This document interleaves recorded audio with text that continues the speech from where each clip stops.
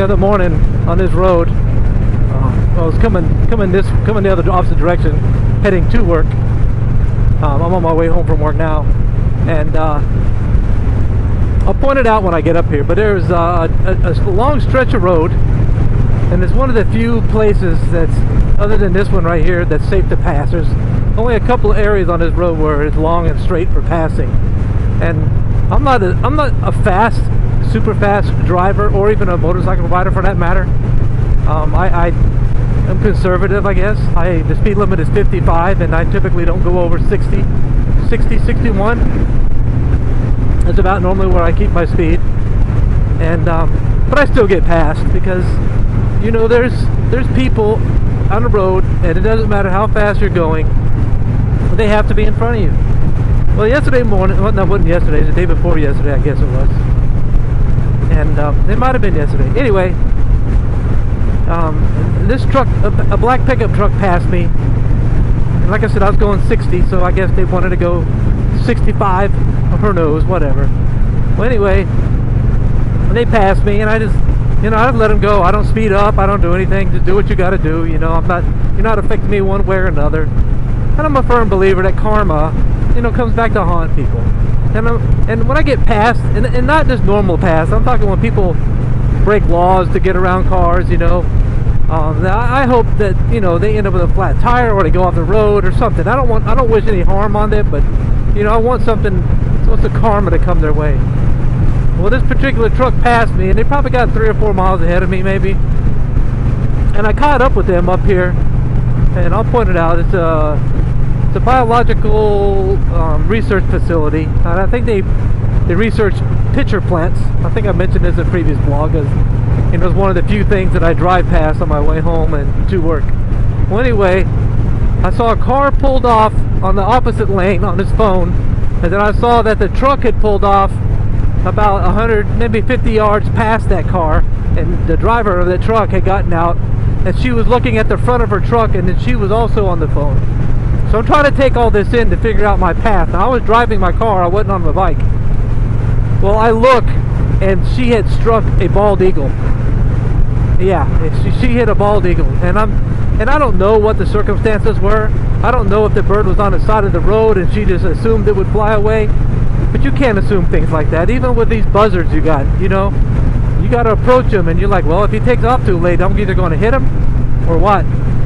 But the bird was still moving. I'm not going to go into details about what I think was going on with the bird moving around the way it was, but it was obviously in some pain and had been struck and wasn't able to get up and get out of the way. And you know, you hate to see animals get killed like that, but you know, a possum or a skunk, we've come to accept that kind of thing.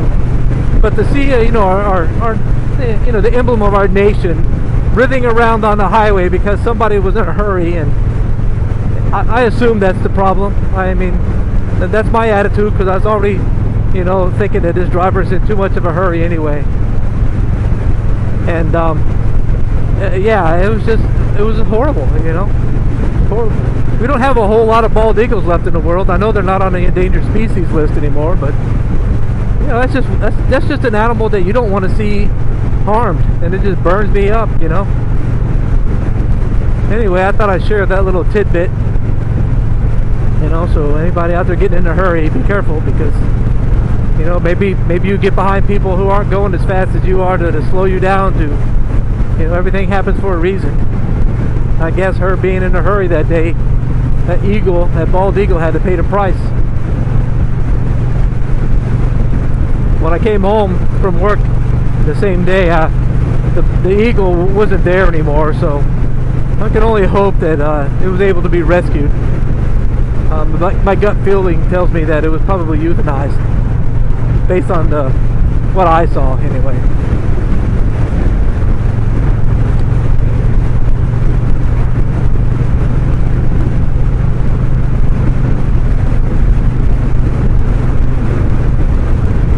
So it happened right here. She had pulled off right here on the left. The other car was right up here in his driveway on the right, and the eagle was right around in right here on the left near this guardrail.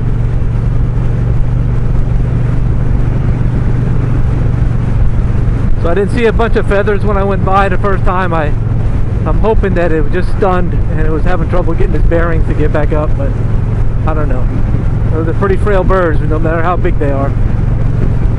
Can only hope that the person who hit the bird, hit the eagle, had some remorse and just wasn't one of those people who just felt like whatever. And I wonder if she would have stopped if the other car hadn't have.